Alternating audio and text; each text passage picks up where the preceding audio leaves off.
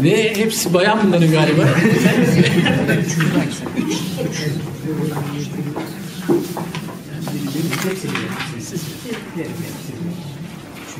Üç.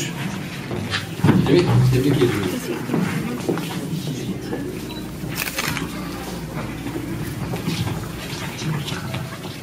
İki. Tebrik.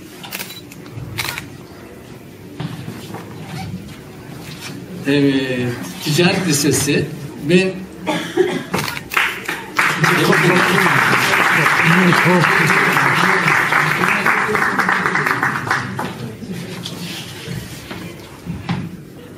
evet. Jüriyi de alalım, jüri de geçsin oraya da. evet. Jüri bilmesinler istersen. Manşet olmasınlar. Birinci olan öğrencimizin kompozisyonu dinlemek ister misiniz? Evet. Peki. Rica edelim. Hani derler de Ticaret Lisesi. Teşekkür Gayet ederiz. güzel, tabii. Edebiyat. Tebrik ederim.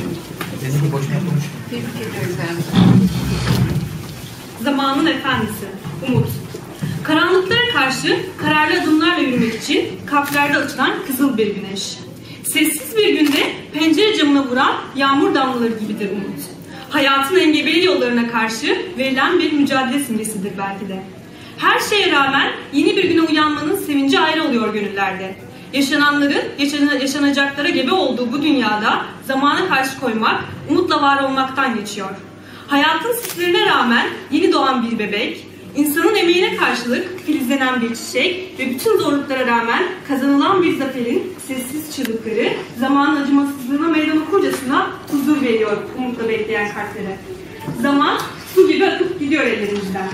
Bazen mutlu bir günün vazgeçilmez simgesi, bazen de hüzünlü bir geçmişin malisi olarak çıkıyor önümüze. Çünkü o acımasız ve güçlü, sessiz ve kararlı. İnsanların çırpınışlarına hapsolmuş vahşi bir süreç. Karanlık görünüyorsa gökyüzü, hızla geçiyorsa zaman ve acımasız bir boşluk içinde çaresizce bekliyorsa insan, o vakit açılsın gönül kapıları, dökülsün kalbin bütün korkuları ve umutla birleşsin akan her bir gözyaşı. Her yok oluşun başladığı noktada yeni bir gün doğuyor demektir. Geçmişin ağlarına tıkılıp zamana hapsolmaktansa geleceğin bir adımlarla yürümek yakışır umut yolcusuna. Çünkü yolun sonu aydınlık, berrak ve huzur dolu. Unutulmamalıdır ki zamanın da vardır elbet sonu, onun bittiği yerde başlar umut yolu.